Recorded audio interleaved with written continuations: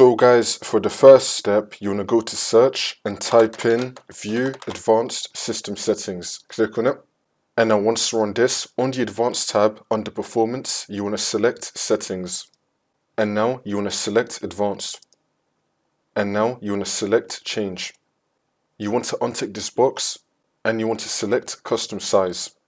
You want to set both the initial size and maximum size to your recommended size that you have. For me, my recommended size is 2156, so I'm going to type in 2156, and for this one, 2156.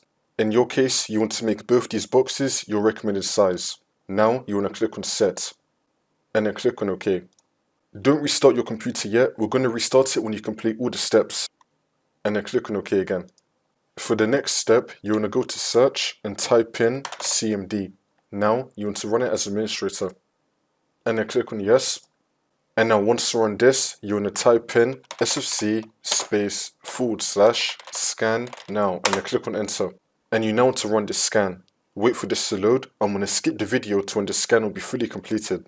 And then once that's been done, now you want to type in dism /online /cleanup -image /restore health and then click on enter. And you now want to run this scan. Wait for this to load. And now once that's been done, now you want to restart your computer and then the problem should be fixed.